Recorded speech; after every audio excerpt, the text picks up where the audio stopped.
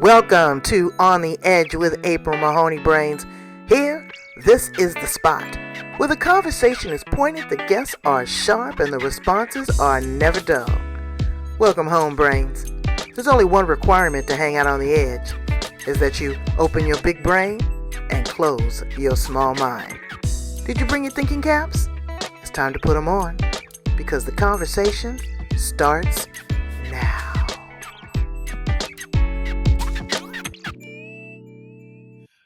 Welcome to On the Edge with April Mahoney Brains. We are at your spot, your favorite place on the planet, the podcast, where the conversations are pointed, the guests are sharp, and the responses are never done. We've got the beautiful Annie Oakley, and she is going to talk to us about tarot. Now, Brains, how many times have you heard the saying, it's in the cards? Or you've heard the sayings that you have to play the hand that you're dealt? Or reading tea leaves. You know, there is a mystic aspect to that, but that has been around for centuries. It's been before the Bible. And a lot of people in particular doctrines, I'm not going to pick one, but all of them say that this is voodoo or it's witchery or witchcraft. You know, astrology. They say the same thing about that. But there is something to it. And so she's going to explain that and not to be fearful of it. If that's not your zone of genius, okay, we're not going to push you. But if you are interested and you're curious and you want to expand your horizons and be respectful to other people, what the universe has to unfold, then this is the interview for you. Let's welcome her to the show. How are you, Annie? I'm good, thank you. Yeah, was that a pretty good introduction? I mean, you know, because people really get nervous when they say tarot. Oh my God, you know, Yeah, it's the devil. I liked your explanation. I also like the fact that you said it's been around since forever because it has. Um, and you mentioned the tea leaf readings. I also do tea leaf readings. Another one that a lot of people haven't heard of, April, is ribbon readings. Hmm. And back in the day, we had the traveling people, the Romanies. Yeah, or Um, is that another word for gypsies? Yeah, they don't like being called gypsies. They like being called Romanies. But yeah, that's who they are. Okay. And they used to do ribbon readings because they could carry the ribbons in their pocket and it was easy to transport. So I also do ribbon readings. Okay. It's interesting, really interesting. So, all right. So I want you to break them down. There's four different areas right there. Mhm. Tell me about with the ribbon reading first. What is that about? The ribbon readings are around every single thing that we use as a tool. That's what we use. It's all a tool. And what you were saying earlier about the tarot cards, um, if you just do this with nothing, it scares the life out of people. So we use ribbons and oracle and tarot and tea leaves as a tool because what we're doing is we're tuning into that person's energy Mm. and we're using our intuition to read their energy. And we can't tell people stuff that's not there. So with the ribbons, we get them to select two or three ribbons and holding the ribbons and just touching and feeling them. It's about the color, it's about the length of the ribbon, it's about the color combination that they have, it's about the fact that their subconscious has chosen these colors. And that's kind of how it unravels. So Mm. that's my ribbons. With my tea leaves, I get pictures, I get numbers, I get letters, and I get sometimes words. I was reading for a man, um, and I said to him, "Look, I've got an R and I've got a C," and he said, "Nah, don't know anybody. R, C, nah." And I said, "Well, just hold it. You know, we'll move forward." And then I read for his wife, and after I'd finished reading for his wife, he came back and he sort of looked at me and he said, "Apparently they're my grandchildren," and I went, "Mm-hmm." So now you know who they are because everybody forgets everybody they've ever met when you start throwing names and initials Right, at them. right. And it's hard for them to connect because there's that bit of skepticism that they don't want you to be right, you know, or Yeah. to right. So tell me, what is the difference between an oracle card and a tarot card? Okay, I'll start with tarot cards. Tarot means the road or the way. And the first and last card in the tarot is the Fool. And it's the Fool's journey down the road of the tarot. So the tarot has 78 cards. It's got four suits, and the minor arcana are the suits cards. So they're day-to-day stuff. They're day-to-day um, normal, just messages around what's happening day to day. The major arcana, they're the ones that are like messages from spirit.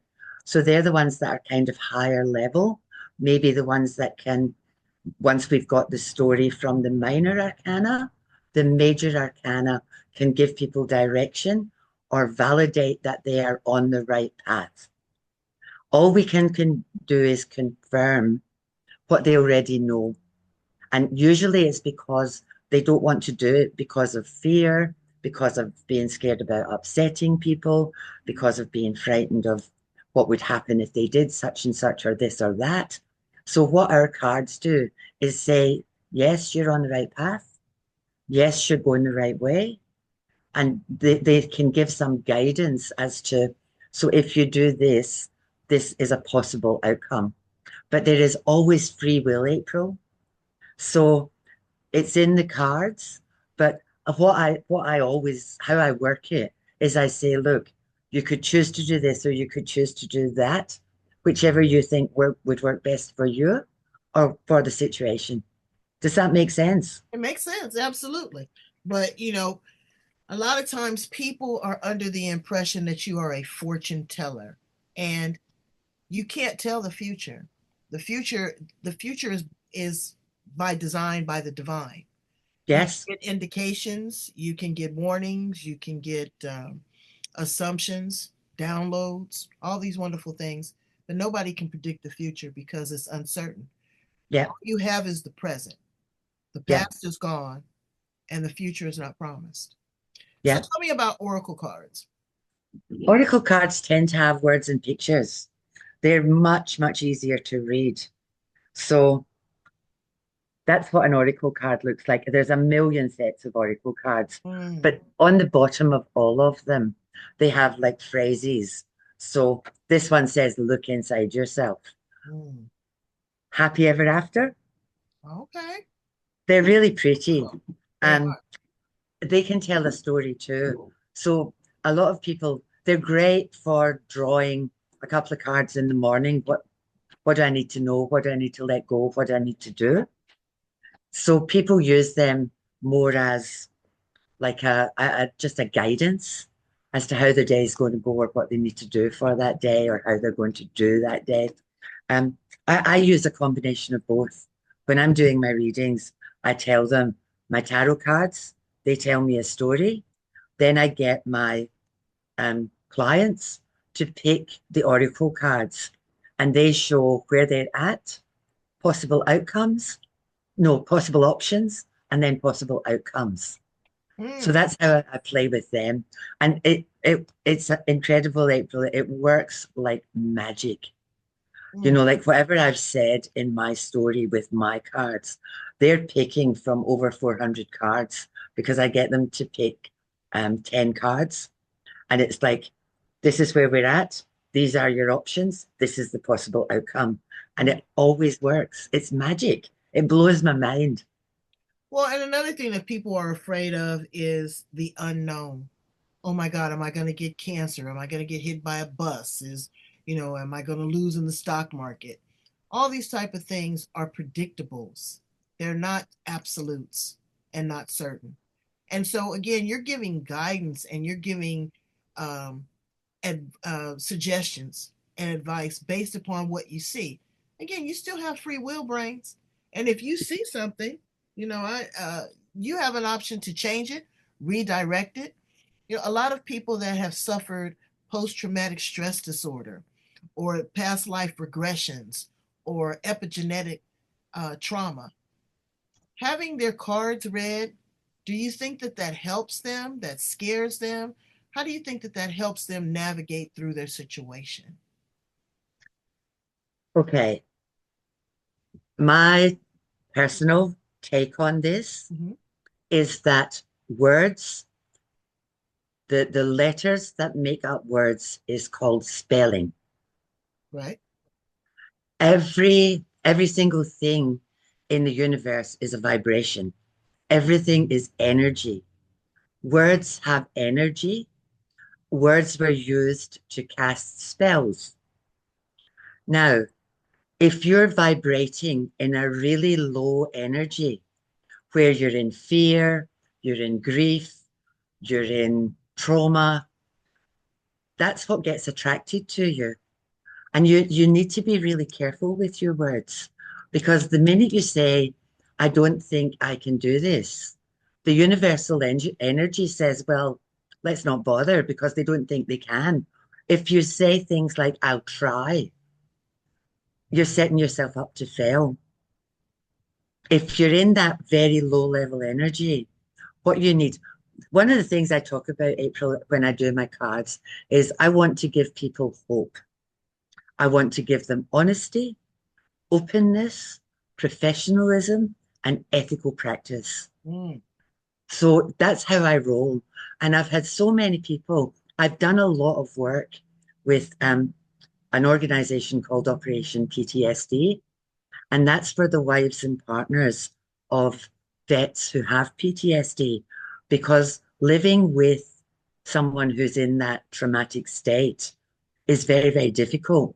So we run retreats for these ladies, sometimes as well their kids, Mm. and we make it so much fun.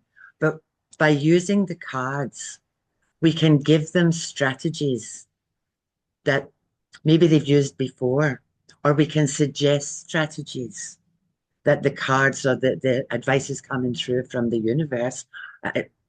I'm with you here. There's only one God. It doesn't matter who you call it. Call it divine spirit, call it mother, God, father, God, whoever.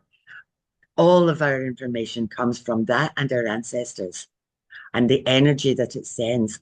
So I've had so many people come and they'll be in a bit of a mess because that's when people need tarot. They need some guidance. And when they leave, they say, I feel so much better. Mm. It's like a weight has been lifted off my shoulders. Right. Now I've got some idea of what I can do. Right. They've been able to offboard that in a non-judgmental way. Again, Yeah, dealing with the cards that you were dealt. You had yeah, a pretty traumatic past. You know, you are a survivor of domestic violence. yeah, And two things, you know, you were a single parent of two children, yeah. and you have been able to overcome and adapt. Share with us a little bit about that and how, you know, your energy, the cards, and your faith helped you through. I lost 4 years of my life. Um, I had no idea what happened between the ages of about 4 and about 8. And I was hauled off to child psychologists because I was having behavioral problems and all sorts of stuff. And I had no idea what was going on. And one day I walked into a building and the smell from the building hit me and I dropped to my knees. And all the stuff that had happened to me back then when I was little just came flooding back in this huge wave. And I had been sexually abused as a child, but my solution to that was to completely detach. So I just kind of cancelled all that out of my life.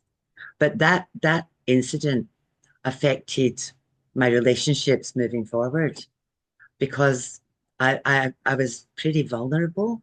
Mm-hmm. Mm-hmm. Um, so when I got myself into a marriage, I thought this person is like going to be my strength, but because I was so vulnerable, they were able to take advantage of that. And it took me a long time to work out that this is not me. And what's really interesting is that I was a high flying career woman, like I had 800 staff, I had all this stuff happening, and that was perfect. But the rest of my life was an absolute schmozzle. Mm. And my strategy is if things go bad, work harder, because that was the place I had control. Hmm. And one day I just thought, I'm not doing this anymore. I just thought, no, I'm getting out of here. So I got my kids, and the other thing around that is when that happened to me, I was in Australia. So because I moved out here with my kids when they were 7 and 9. So I was on my own. I had nobody. I've got no relations here. And I just thought, I'm not doing this anymore. So I ran away. And I kind of, from there, I made a choice. I thought, I can get bitter or I can get better. And I made the choice to get better. And the first time I actually fell apart, because with two little ones, you've got no choice, April. You've got to get up every day and you've got to feed them. They don't like it if you don't feed them. And but between working and looking after two kids, it kept my head so busy that there was no time for like me. I just stayed, keep moving, keep moving, keep moving. Hmm. Um, so I was a Sunday school teacher when I was young, and I grew up in the church. My mum was an elder in the church, and I was walking past this beautiful church one day. I was in Sydney at this point, and I walked into the church and I sat down. And there's an energy in churches of hundreds of years of like calm and peace, and that was the very first time that I cried, and I just sat there and sobbed my heart out. And interestingly enough, when we're little, we're told not to cry, dry your eyes, like be Hmm. brave, all that nonsense. But crying is so cathartic. Oh, And yeah. I just felt like it was this river. And I think when people cry, don't ever tell them not to, because you've got to sit in that emotion and Absolutely. then process it and then think, well, is this still real? Well, no, it's not real. What happened to me back then, I can't do anything about. But now, right now, I have a choice. Hmm. And a lot of people that I come across that I'm reading for feel they have no choice. They feel like they are stuck and they've got no choice because they've maybe never been offered options. Mm. So my decision right there and then was I'm done with this nonsense. I refuse to be a victim. I'm going to stop working myself to death. I'm going to step myself through this. I'm going to get to the other end and then I'm going to be fine. And look at me, I'm fine. Look at you, and you're helping others. We also talked Well, about drumming. I had uh, a situation where I had a download in my meditation, and God calls me baby. And he says, "Baby, I have a gift for you." I don't tell this story often, so you guys are, you're in the room now. And so he says, "Baby, I have a gift for you." And I said, "Well, what is it, Father?" He says, "I cannot give it to you because you need to do some things first to receive it." And I said, "Okay, I'm an open vessel. I'm obedient. I'm faithful. What do you have for me?" He said, "I need you to change your circle of influence and I need you to change your frequency." And I'm like, "What?" When God gives me downloads, I ask for them in bite-sized pieces, like Reese's pieces, because I got to put it together. You don't get everything just in a single stream. Well, I went and I joined a women's drum circle. And usually, a lot of times, people think, well, when you change your frequency, maybe it needs to go to a higher pitch. But mine needed to be deep. It needed to resonate in my soul. I needed to hear a thumping or a pattern. And I went to this drum circle, and let me tell you, they were screeching, they were playing gongs, they were doing Reiki, they were singing bowls, we were beating the drums. I bet you it was 100 women, every age from 2 years old to 100. And it was like we were like fairies. We were like flying. I had never experienced anything like that. I mean, I was out there. So I come back and I said, "Okay, God," I said, I found that. I found my grounding." He says, "Now you need to change your circle of influence." Well, I go to this highbrow networking meeting, and I'm the only piece of pepper in the salt shaker. You know what I'm saying? But I went in there, baby. I was looking like brand new money. And I talked to myself the whole way up there. It's on the other side of town, very highbrow, very high society. And I said, these ladies are going to love me. I said, they're going to resonate with me. They are going to embrace me. I said, I'm going to make money with these ladies. I'm going to make a connection. Well, I got there, and you would have thought that I was in a beehive. Oh, honey. Welcome, honey. It's so glad to see you, honey. Sit by me, honey. What would you like to drink? Honey, honey, honey, honey. I was like, damn it. As the event progressed, the keynote speaker got up and she turned the audience of about 80 women, 100 women over to me. They never met me before. They said, I feel her energy. I like her vibe. She's sincere. I need each one of you to get her name and to get her card and work with her. Well, I was cute when I got there. I wasn't cute when I left. Girl, the eyelashes was coming off. I was crying, and it was amazing. So to listen to that North Star, to follow that North Star, that compass, the drums, it made such a difference. I have drums here. I've got singing bowls. I am so into that now that, it's a portal that opens up, a conduit of change, somewhere for me to travel to go and seek out other things, to use my subconscious mind. What did drumming do for you? We do drum circles. Mm. And what's really interesting about what you said is you said it changed your energy. Mm-hmm. It's the vibration, energy's vibration. So we get people to tap pick a word, authenticity, authenticity. Mm. And as you're drumming, the vibration's changing your energy. Everybody's got this biometric force around them. That's your aura. Mm-hmm. And it's changing your energy. I do aura photography as well, so I can actually take pictures of people's aura Mm-hmm. and see it. Mm-hmm. But the drumming lifts your energy.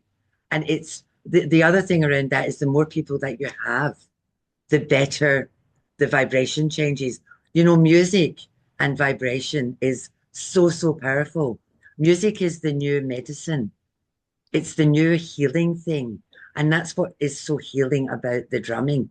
Sometimes we do the drum beat to the noise of the heartbeat.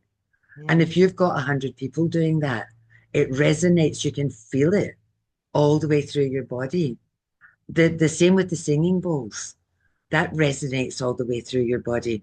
We also have a vibro sound bed where you have headphones on your head and you lie on the bed and the music, there's lots of different tracks. So there's tracks for people with Alzheimer's that can slow the progress of dementia.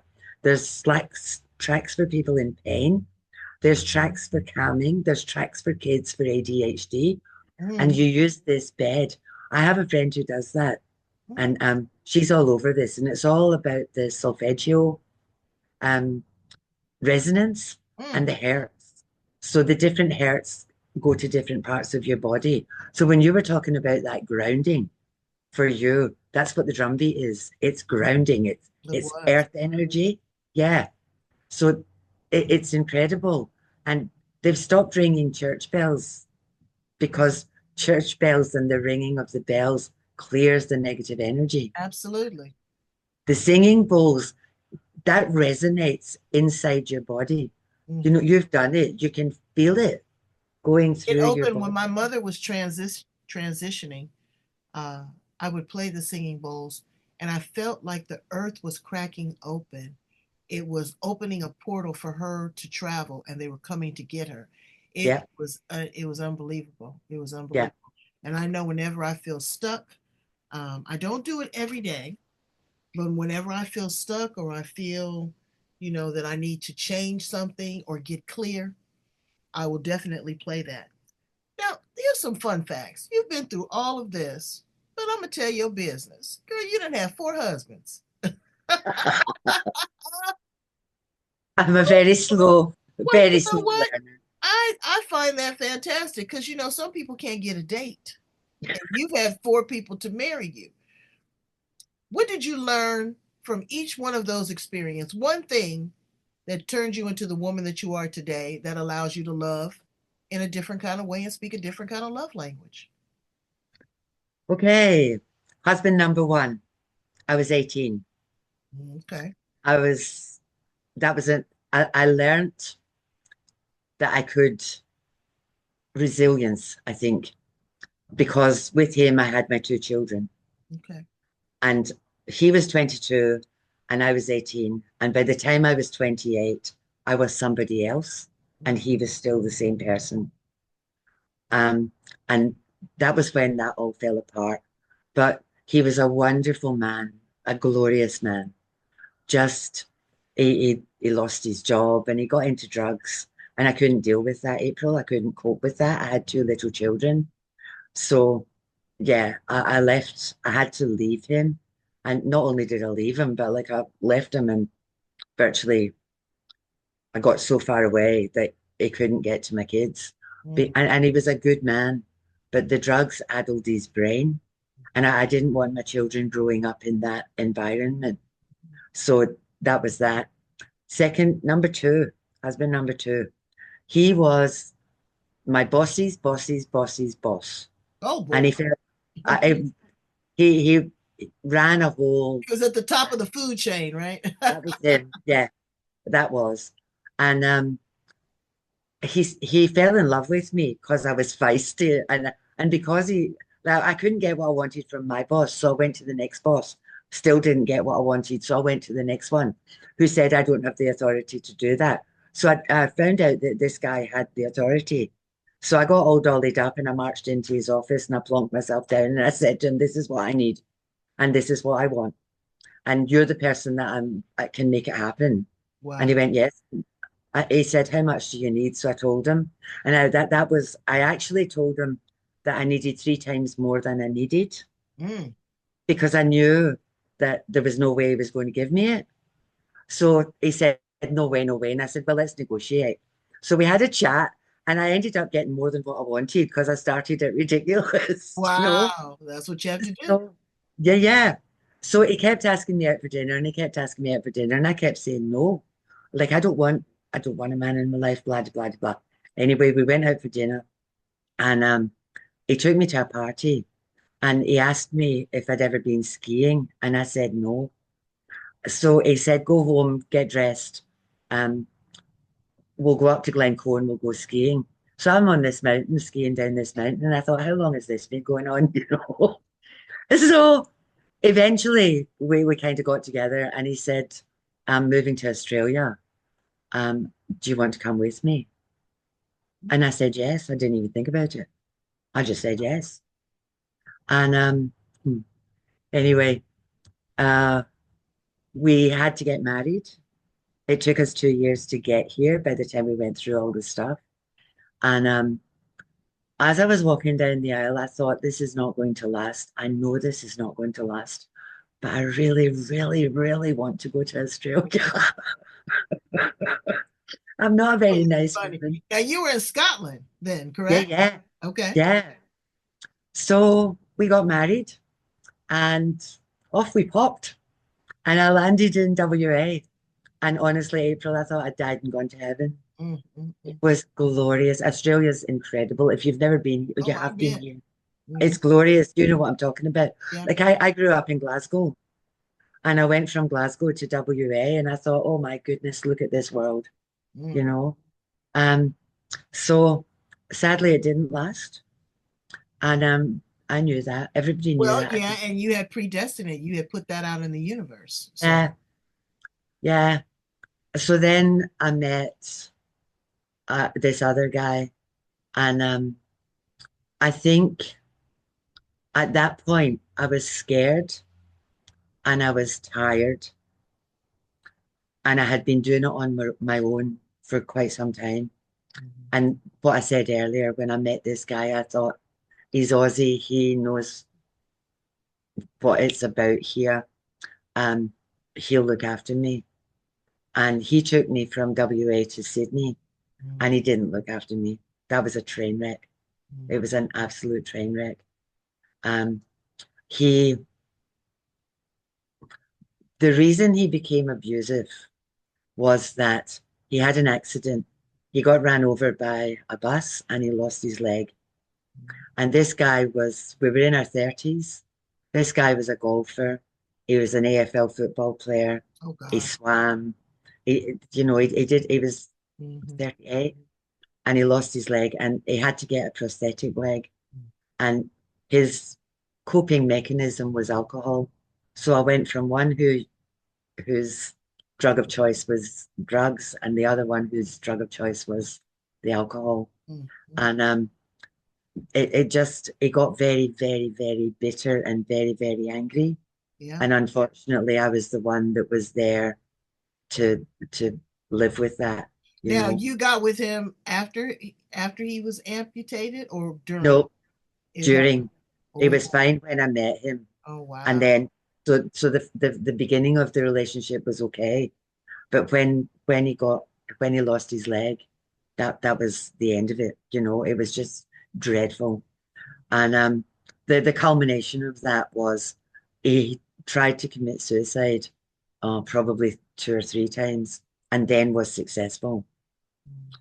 So and in all reality, for me, that was probably the best way out for him because he was killing himself slowly, Right. you know, and it wasn't going to get any better. So Right. he chose to leave. Um, but that kind of devastated me. Um, and then I met my current husband, um, who's just glorious. We've been together now for 25 years, Mm. and he treats me like a princess, and I've never been happier in my whole entire life. He's fun, he's gorgeous. I had to walk that path to get to Absolutely. where I needed it. Again, though, a lot of the women that I work with are in crisis situations, or they've been victims or survivors. Some of them are still in that space. Um, when I'm doing readings for them, I understand. I know how hard it is Hmm. to live that. I know how hard it is to escape from that. I think the journey you go on turns you into a more compassionate, better person. I was also a community worker for 40 odd years, you know. Mm. So I worked with people with mental health. I worked with people through unemployment. My whole life. The see the tarot cards and all that stuff I do. For me, it's a way of life. That spirituality is a way of life. Hmm. If it's how you live every single day, Hmm. Hmm. you know. Right? Yeah. And if every single day you do as much as you possibly can to help people, you work in love and with love, and you work in kindness, you're going to change the world. And you use, because the gifts, whether it's cards or tea leaves or whatever else, the gifts are always there. And you use them to help everybody that you come in contact with. And what you were talking about with vibration, you said when you were going to that meeting, you you did your spelling. These people are going to love me. They're just going to think I'm awesome. When you went into, and they're very, they're very upper class and blah, blah, blah. What you did when you said all that was you put yourself on the same vibrational level as they were. So when you walked in, they recognized your energy, not the salt or pepper, the energy of Hmm. April. And that energy, that like you just have a beautiful aura. You exude this warmth. You make people feel comfortable. Well, Like I would never have done this, but you made me feel like I knew you from when I started talking with you. And I thought, I can do this. And it's your energy. It's like, bang, this lady's on the same vibration, right. has the same values that I have. Bang. It's like, I've got red shoes, you've got blue shoes. Let's be friends. I know, I know, I love it. Well, yeah, I think that it was a match made in heaven, and thank you so much for sharing that. Because people stand in judgment. And everybody's got some stuff.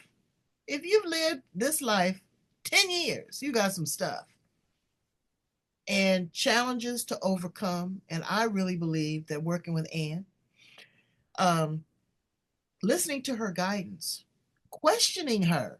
If you don't get it, question her, have a conversation. Document it. I love to get readings and write down what has happened or whatever, and then follow it up. I remember the first time I had a reading, I was scared to death. Well, I'm a Christian, and I love me some Jesus Christ.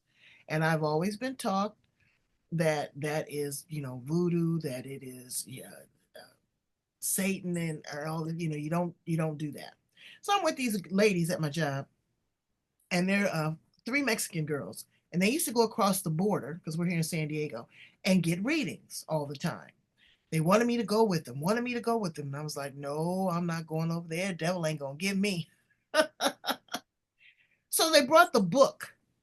There was a book that taught them how to interpret the tarot cards. Come on, April, come on, do it, do it.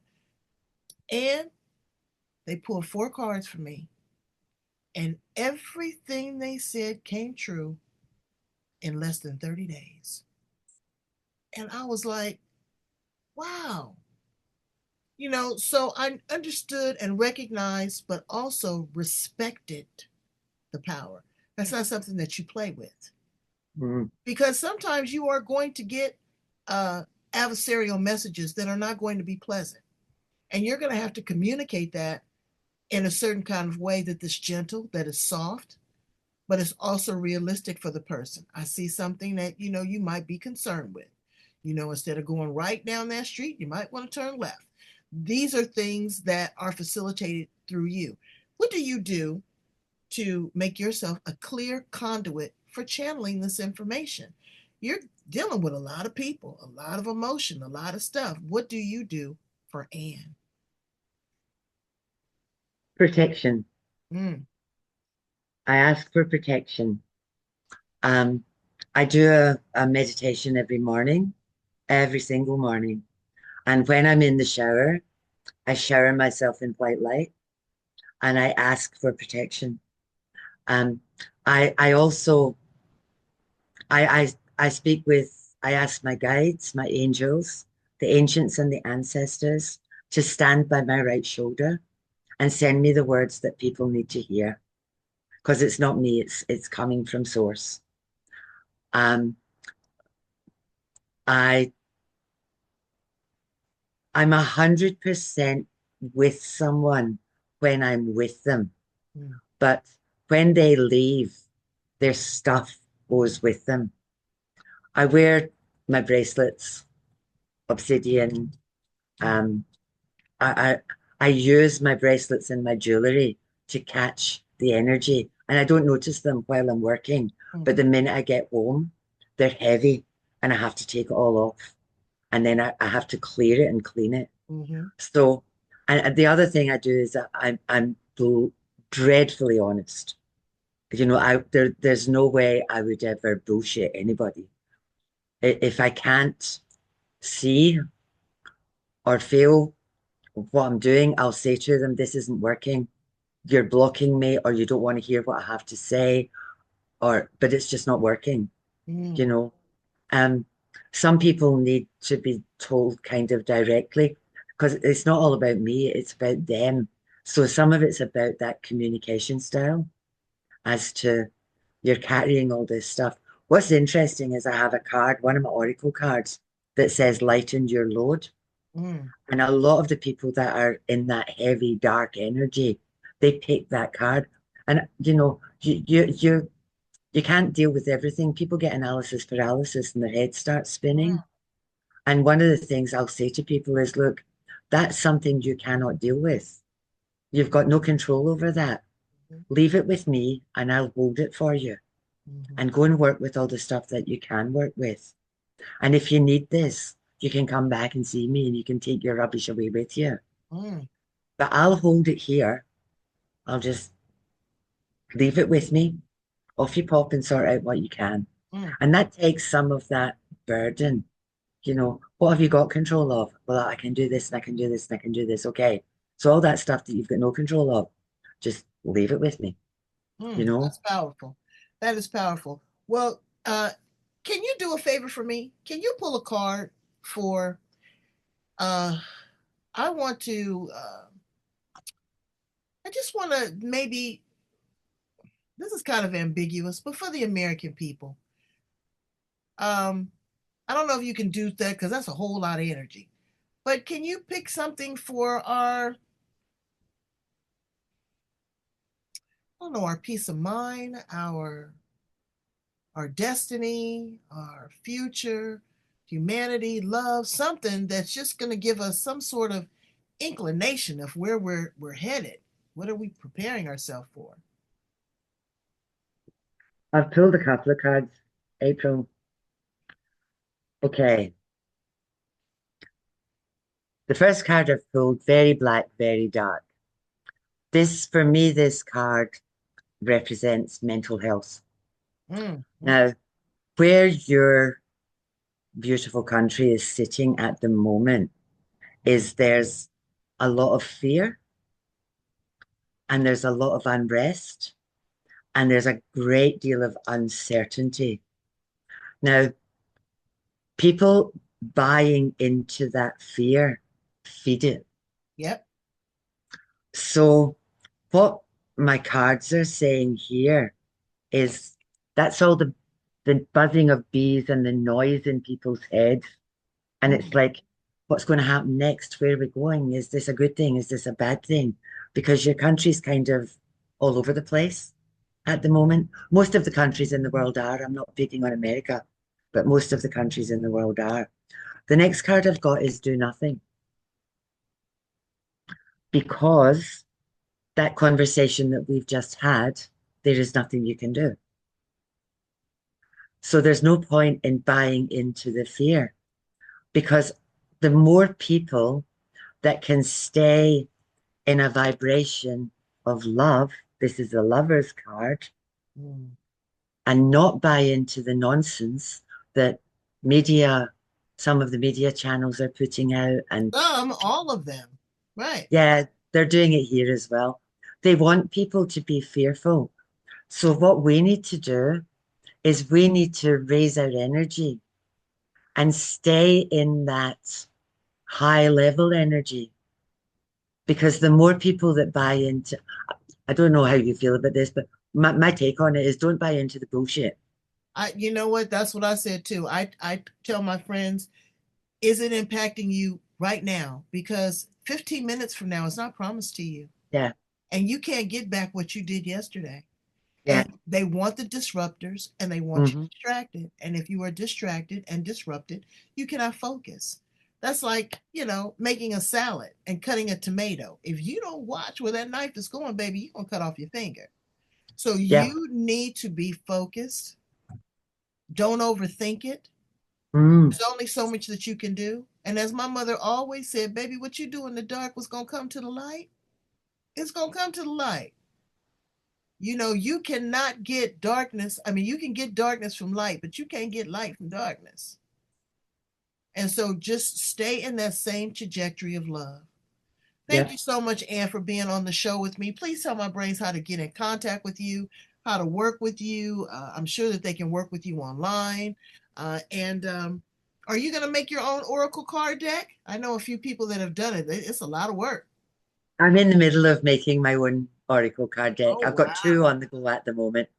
Um, I also do blended oils, wands, all sorts of stuff. My website is celtictarot.com.au. And on the website, there's my email address and there's also a phone number. Because I'm in Australia, I'm in Brisbane, it's +61. Um, and I've worked online before. I used to work with California Psychics. Oh, So wow. I've worked online before. I can do phone readings, I can do video readings. Um, I'm happy if anybody wants to get in touch with me. That would be awesome. Okay. Well, Brains, I'm going to put all of her contact information at the back of this interview. Check it out. Again, you don't know what you don't know. And fear is a liar, it's a captor. It will hold you and it will bind you. You don't know what will happen. I'm not encouraging you to do anything that you're not comfortable with. But life is about evolving, ascending, loving, caring, and um, discovering what you've never had an opportunity to be introduced to, like me and the drums and the network meeting. You never know. You never know. Thanks so much. Go back and listen to other edgy conversations. Be sure to like, love, share, and subscribe. Cost you nothing. Like, love, share, and subscribe. Thank you so much for being with me, and you are an absolute love. Thank you for having me, April. It's been a delight. Bye, brains. Be good to yourself.